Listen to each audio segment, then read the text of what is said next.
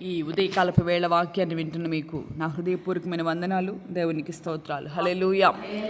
ఫిలిప్పీలకు రాసిన పత్రిక 4వ అధ్యాయం 19వ వాక్యాన్ని మనం చదువుకుందాం. ఫిలిప్పీలకు రాసిన పత్రిక 4వ అధ్యాయం 19వ వాక్యం. కాగా దేవుడు తన ఐశ్వర్యము చొప్పున క్రీస్తు యేసునందు మహిమలో మీ ప్రతి అవసరమును తీర్చును. హల్లెలూయా, హల్లెలూయా. ఈ ఉదయకాలపు వేళ మరి ఇది మనకు బాగా సుపరిచితమైన మాటని కొంతమందికి తెలిసిన వాక్యాలు వచ్చినప్పుడు, అంటే మీరు కాదులేండి, మీరంతా మంచివాళ్ళు, భక్తులు, కానీ ఆ మధ్య మేము మా చిన్నతనంలో మా నాన్నగారు వాళ్ళు సేవ చేస్తున్నప్పుడు ఒక ముసలావిడ, ఆమెకి బాగా వాక్యంలో ఎక్స్పీరియన్స్ ఎక్కువ. అందుకని ఏదైనా వాక్యం, ఆమెకు తెలిసిన వాక్యం వస్తే ముట్టిరిసి పక్క తిరిగేదంట ఆ రోజుల్లో. కనుక ఇది తెలిసిన వాక్యాలు అనుకోకూడదు. ప్రభు ఉదయకాలమే అరే ఇదిగో ఇది నాన్న దేవుడు నాకు ఈ మాట అవసరం, కనుక ఈ మాట నా దగ్గరికి వస్తుందని విశ్వాసంతో వినాలి. అంతేకాని ఇది తెలిసిందిలే అంటే దేవుని వాక్యం అనేది అనేకుల్ని దేవుడు వాడుకుంటాడు, ఒక్కొక్కరికి ఒక్కొక్క ప్రేరేపణ ఇస్తాడు. కనుక దేవుని వాక్యం అనేది అది జీవగ్రంథం.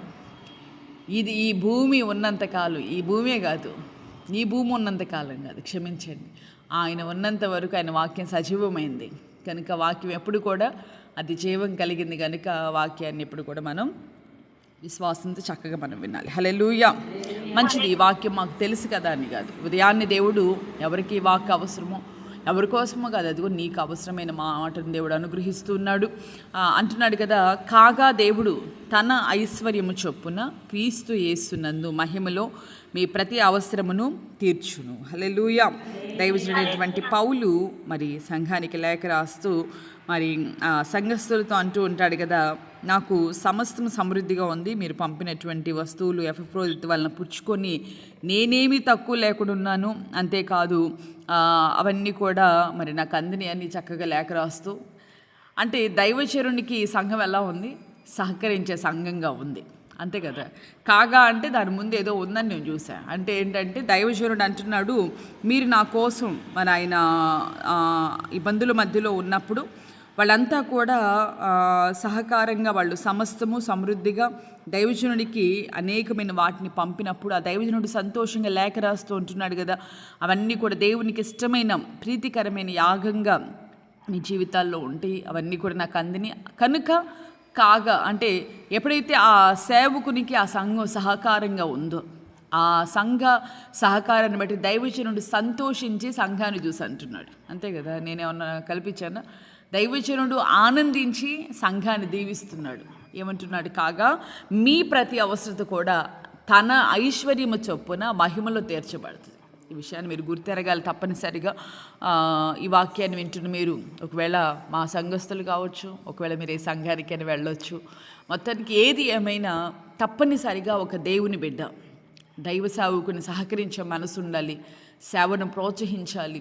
అక్కడ సేవ ఎలా జరుగుతుంది అనే దానికంటే కూడా నీ వంతు నువ్వు భాగంగా తప్పనిసరిగా నేను సేవకుడిని నువ్వు ప్రోత్సహించినప్పుడు ఆ సేవకుడు నీ యందు ఆనందిస్తే తప్పనిసరిగా, ఎందుకంటే సేవకులు దేవుని ప్రతినిధులు, ఆ సేవకుడు ఆనందించినప్పుడు ఎప్పుడైతే దైవజనుడు సంతోషంగా చెయ్యి చాపి నేను దీవిస్తాడో తప్పనిసరిగా ఆ దీవెన మనకి తప్పనిసరిగా దొరుకుతుంది. అంతేకాదు దీవెనలు మనమే తల మీదకి వస్తాయి, ఎందుకంటే దేవుడు తన సేవకుడిని తన ప్రతినిధిగా ఈ లోకంలో దేవుడు ఉంచాడు కనుక. ఈ ఉదయకాలపు వేళ ఏదేమైనా ఈ యొక్క వాగ్దానానికి ఒక లింకప్ ఉంది కనుక నేను ఆ విషయాన్ని మీతో చెప్తున్నాను. తప్పనిసరిగా మరి సేవను వాళ్ళు సహకరించినప్పుడు దైవజనుడు వారు ఎంతో ఆనందించాడు. అంటే దైవ సేవకునికి వీళ్ళు ఎంతో సంతోషాన్ని కలుగు చేశారు కనుకే దైవజనుడు కూడా నిండు మనసుతో అంటున్నాడు కదా, దేవుడు తన ఐశ్వర్యము చొప్పున. చాలా శ్రేష్టమైన మాట. చూడండి, ఎన్నోసార్లు నేను చెప్తాను, మరి మనుషులు ఒకవేళ మనకంటే బంధువులు కొంతమంది బలవంతులు ఉన్నారనుకోండి, బాగా స్థితి కలిగిన బంధువులు ఉన్నారు, లేకపోతే తెలిసిన స్నేహితులు ఉన్నారు, వాళ్ళు ఒక్కొక్కసారి వాళ్ళని మనం సంతోషపెట్టినప్పుడు, వాళ్ళకి కలిగిన వాటిలో మనకి ఇచ్చినప్పుడు ఒక్కొక్కసారి ఎంత ఆశ్చర్యం కలిగిద్దో. ఒక్కోసారి ఇంటికి వచ్చి చూసుకుంటారు, అరే ఇది కూడా పంపించారంటే వాళ్ళ ఐశ్వర్యం చొప్పున వాళ్ళు మనకి ఇచ్చారు. ఏది ఎంత ఇస్తారు మనుషులు, కానీ ఇక్కడ ఎవరు ఐశ్వర్యం చొప్పునంట? దేవుడు తన ఐశ్వర్యం చొప్పున. చాలా చప్పలు కొట్టి అల్లు చెప్పండి, హల్లెలూయా, హల్లెలూయా. ఈ ఉదయకాలం దేవుడు అంటున్నాడు, ఒకవేళ నీవు ఇప్పటికే సేవను సహకరించే మనసుతో నువ్వు ఉండుంటే, లేదు ఇప్పటికే నీ జీవితంలో దేవుని కొరకు ఒక శ్రేష్టమైన యాగముగా నీకు మంచి సాక్ష్యం ద్వారా, అలాగే మంచిగా నీవు దైవజనుల్ని నువ్వు ఆదరణకరంగా నువ్వు ఉన్న వ్యక్తివే నీవైతే, ఇదిగో నేనున్నాను అనుకోండి. దేవుడి ఉదయకాలం అంటున్నాడు కదా, మనల్ని చూసి దేవుడు కూడా మన యందు ఆనందించాలి, మనల్ని నడిపిస్తున్న సేవకులు మనల్ని చూసి సంతోషించాలి. అప్పుడు ఇదిగో దేవుడు అంటున్నాడు కదా, అదిగో దైవజనుడు అంటున్నట్లుగా దేవుడంట తన ఐశ్వర్యము చొప్పున. నాకు చాలా నచ్చింది మాట. మరి మనుషుల యొక్క స్థితిని బట్టే మనకి వాళ్ళు ఏదైనా కానుక పంపితే సంతోషిస్తున్నామే. దేవుడు ఆయన ఐశ్వర్యవంతుడు, ఎంతటి ఐశ్వర్యవంతుడు అంటాడు కదా, 1000 కొండల మీద పశువులు కావచ్చు, సమస్తం అన్నీ కూడా నావే కదా అంటాడు. అసలు ఇక ఆయన ఐశ్వర్యములో మన అవసరాలు ఎట్లా తీరుస్తాడంట, మహిమలో ప్రతి అవసరత తీర్చబడుతుంది. ఈ మాటని ఎవరు మీ యొక్క అవసరతను బట్టి మీరు ఈ మాటను విశ్వసించండి. మీ అవసరతలు అవి ఏవైనా కావచ్చు, అంటే అవి తీర్చబడాలంటే ఏం చేయాలో చిన్న మాట మనం ముందు చూసాము. అయితే ఆ ప్రతి అవసరత, అంటే అది ఏ అవసరత అయినా కావచ్చు, నీ బిడ్డల అవసరత కావచ్చు, నీది కావచ్చు, యజమానుడు, అది ఏదైనా కావచ్చు. దేవుడు అన్నాడు అంటే ఇప్పుడిప్పుడు అని కాదు, ఇక రాబోతున్న భవిష్యత్తులో కూడా అని అర్థం.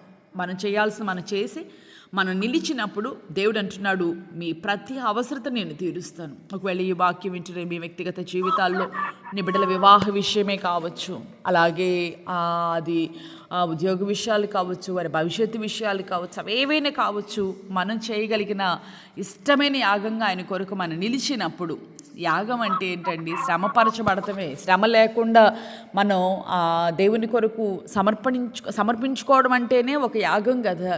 సమర్పణ కలిగి ఆయన కొరకు మనం నిలిచినప్పుడు తప్పనిసరిగా అదిగో ఆయన మన ప్రతి అవసరత కూడా తీర్చే దేవునిగా ఈ ఉదయకాలం ప్రత్యక్షమయ్యాడు. ఐశ్వర్యము చొప్పున మహిమలో మన ప్రతి అవసరత కూడా దేవుడు తీరుస్తాడంట. హల్లెలూయా. అయితే నేను ఉదయకాలం చెప్పాలనుకున్నది ఏంటంటే, మీరు కానుకీయండి, దైవజనులు సహకరించండి అని నేనేదో చెప్పాలని నేను రాలేదు. అది కాదు, నేను అనుకున్నది ఏంటంటే, అది మీ ఇష్టం, అంతేనా?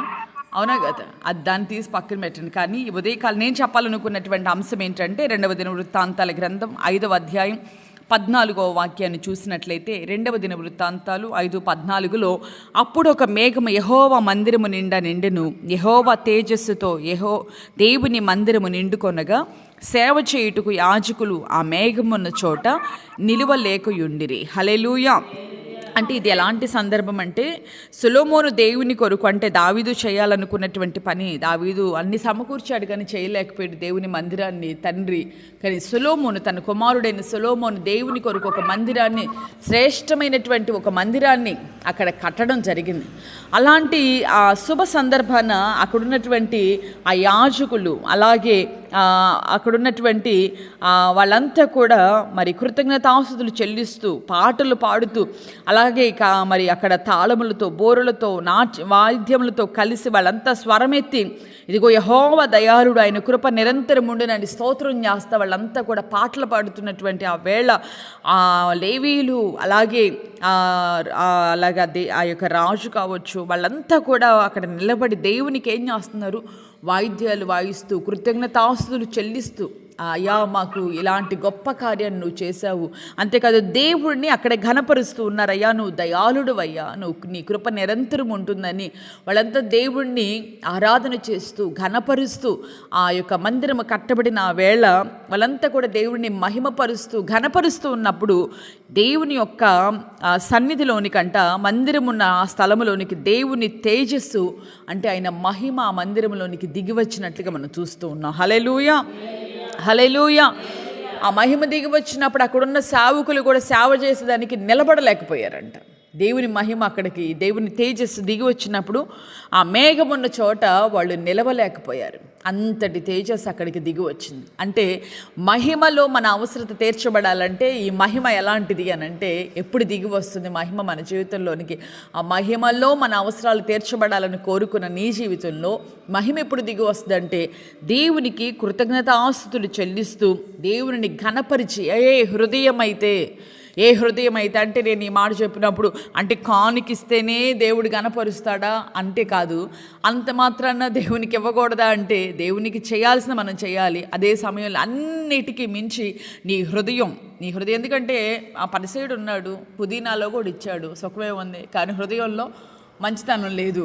కనుక ఏది ఉన్నా ఏది లేకపోయినా ప్రాముఖ్యంగా నీ హృదయ అంతర్భాగాల్లో నీ హృదయం ఎలా ఉండాలంటే దేవునికి సిద్ధపాటు కలిగిన హృదయంగా, దేవుని నిరంతరము ఇక ఆ హృదయాన్ని చూసినప్పుడల్లా దేవుడు విడిచిపెట్టి వెళ్ళకుండా, అందుకే అంటాడు కదా, మన దేహమే దేవునికి ఒక ఆలయంగా మనం మార్చబడాలి.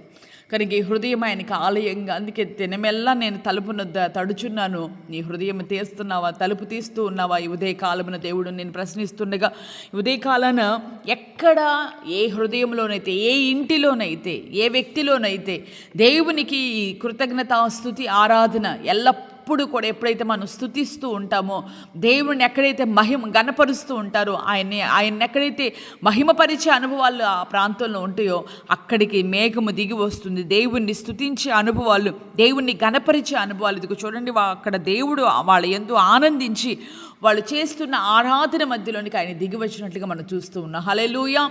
దిగి వచ్చినప్పుడు కూడా మందిరం అంతా కూడా ఆయన తేజస్సుతో నింపబడినట్లుగా ఉదయకాలాన చూడండి, ఆయన మహిమ దిగి వస్తే అక్కడ చీకటికి తావుండదు కదా. ఆయన మహిమ దిగి వచ్చినప్పుడు అక్కడ రోగానికి తావుండదు. ఆయన ప్రభావం దిగి వచ్చినప్పుడు ఏమైంది? ప్రభావం ఆయన వస్త్రపు అంచును తాకితేనే ప్రభావం వెళ్ళి 12 సంవత్సరాల రక్తస్రావాన్ని కట్టినప్పుడు నీ జీవితంలో రోషం కలిగి దేవుని సన్నిధిలో, అయ్యా నీ ప్రభావం వల్ల ఆ స్త్రీ అంత స్వస్థపడి నీ వస్త్రపు చెంగులో స్వస్థత ఉంది. అలాంటిది ఇదిగో ఆ యొక్క ప్రభావం మందిరం అంతా నిండుకుంది ఆ రోజున. ఇక అక్కడ ఏమాత్రం ఎక్కడ అపజయానికి తావుండదు కదా. ఈ ఉదయకాలం నువ్వు చేయవలసింది రోషం పోని దేవుని దినములో ఎన్నిసార్లు నువ్వు స్తుతిస్తూ ఉన్నావు. ఎవరో చెప్తున్నారని కాదు, నిత్యము నిత్యము కూడా నీ మనసులో, నీ తలంపుల్లో నిత్యం ఆయన చేసిన మేళను మనం తలంచుకున్నాం అనుకోండి, మనం స్తుతించుకున్నా ఉంటామా? ఉండలేం కదా. చాలామంది జీవితాల్లో ఇప్పుడు ఇది చేయమను, అప్పుడు నేను మందిరానికి వస్తా, ఇది చేస్తే నేను దేవునికి అది చేస్తా, లేకపోతే ఎట్లా నేను అనుకున్నది జరిగితే అప్పుడు దేవునికి నేను స్తుతిస్తా. ఇది కాదు, బుద్ధిహీనత ఇది. దేవుడు గతంలో ఎన్ని కార్యాలు, ఎన్ని అపాయాలు తప్పించాడు, ఇవన్నీ కూడా మనం దినమెల్లా వాటిని స్తుతిస్తూ గణపరుస్తుంటే దేవుడు ఎక్కడో పరలోకంలో కూర్చోవడం కాదు, ఆయన నీతో కూడా దిగి వస్తాడు, నీతో నివాసం ఉంటాడు. మన దేవుడు ఎవరంటే సమీపించరాని తేజస్సులో నివసించే దేవుడైనప్పటికీ ఏ హృదయం అయితే నిత్యము ఆయన సన్నిధిలో, అంటే ఎప్పుడు మందిరంలో కూర్చొని తాళాలు తీసుకొని కొడతా ఉంటామని కాదు. అర్థమైందా? ఏదో ఒక మాసాన్ని టార్గెట్ చేసుకుని ఆ మాసంలో తాళాలు కొట్టుకొని కూర్చునేది కాదు భక్తి. మనం ఎప్పుడు దినమెల్లా ఏం చేస్తున్నా, ఎక్కడున్నా, ఇది దిన ప్రారంభం దేవుడి వాక్యం చెప్పాడు. ఇది ఈ రోజంతా నీ జీవితకాలం అంతా ఒకటే ఉండాలి. ప్రభువా, నేను ఎల్లప్పుడూ నిన్నే స్తుతిస్తా, నిన్నే నేను కనపరుస్తా. నా జీవితం ద్వారా, నా కుటుంబం ద్వారా, నా బిడ్డల ద్వారా నిత్యము నేను చెప్పాను, ప్రతిరోజు అవి కొంచెం సేపు అయినా రాత్రి వేళలో కుటుంబ ప్రార్థన చేసుకోండి తప్పనిసరిగా. కుటుంబ ప్రార్థన అని చెప్పినప్పుడు మరి ఎంతమంది చేస్తున్నారు నాకు తెలియదు, కానీ ఏ కుటుంబంలోనైతే ఆ యొక్క రాత్రి వేళలో కుటుంబంగా చేరి, ఎందుకంటే ఈ రోజుల్లో క్షేమం లేని దినాల్లో మనం ఉన్నాం. ఒక రోజంతా మనం కాపాడబడ్డామంటే ముందుగా కూర్చోండి, ఒకరు ఇద్దరు కూర్చుంటా ఉంటే మిగతా వాళ్ళు కూడా కూర్చుంటారు, ఇష్టపడతారు. లోబడే వాళ్ళని కూర్చోబెట్టండి, ముందు లోబడిన వాళ్ళు కూడా వస్తారు తప్పనిసరిగా అని నేను అనేక మార్లు చెప్తూనే ఉన్నా. అది ఎంత సమయమైనా మీరు కుటుంబ ప్రార్థన మాత్రం పోగొట్టుకోవద్దు. ఎప్పుడైతే ఏ కుటుంబంలోనైతే అలాంటి ఆరాధనలు ప్రార్థనలు జరుగుతూ ఉండేయో తప్పనిసరిగా దేవుని మహిమ ఆ కుటుంబంలోనికి వచ్చింది. అదిగా మందిరం ఉన్న స్థలంలోనికి దేవుని మహిమ వచ్చినప్పుడు అలాంటి కార్యాలు జరిగినాయి. అదే మహిమ మన మధ్యలోనికి వస్తే, మన కుటుంబంలోకి వస్తే, మనలోనికి వస్తే మన శరీర బలహీనతలు ఉంటాయా? కనుక ఈ ఉదయకాలాన్ని మనం చేయవలసింది, అయ్యా నా అవసరాలు తీర్చి అని కాదు, ఆ మహిమ ఎప్పుడు దిగి వస్తుందో మనం విన్నాము. అలాగే ఆ మహిమ దిగి వస్తే ఏమవుతుందంట, ఆ మహిమలో మన ప్రతి అవసరత కూడా తీర్చబడుతుంది. అది ఏదైనా కావచ్చు, అవసరతలన్నీ కూడా ఆయన తీరుస్తాడు. ఎలా తీరుస్తాడంట? దేవుని యొక్క ఐశ్వర్యం చొప్పున మన అవసరాలు తీరుస్తాడంట. ఇవన్నీ కూడా మనం గురించి ప్రార్థన చేసుకుందాం. విన్న మాటలను బట్టి తీర్మానపూర్వకంగా, పరిశుద్ధుడా, ఈ ఉదయకాలాన్ని మీరు మాతో మాట్లాడిన ప్రతి మాటను బట్టి నీకు స్తోత్రం నాయనా అని, ఏ మాట నిన్ను దర్శించిందో నాకు తెలియదు, తీర్మానపూర్వకంగా ప్రార్థన చేసుకుందాం. దినమంతా కూడా ఉచితంగా సమయాన్ని వ్యర్థపుచ్చడం కాదు, కానీ ఆయనకి ఇష్టలుగా మనం బ్రతుకుతాం, ఆయనను గణపరుద్దాం, ఆయనను మాత్రమే మహిమపరుద్దాం. అయ్యా నీ మహిమ మా ఇంట్లో ఉండాలయ్యా, మా కుటుంబంలో ఉండాలి, నాలో ఉండాలి. అయ్యా ఇదిగో నేను నిన్ను ఘనపరుస్తానయ్యా, ఇదిగో నీ సేవను నేను ప్రోత్సహించే వ్యక్తిగా, ప్రేమించే వ్యక్తిగా నేను ఉండాలయ్యా. అంతేకాదు అప్పుడు అదిగో వాగ్దానం చేస్తున్నాడు, అదిగో దైవ సేవకుని మాటను రూఢిపరిచే దేవుడు.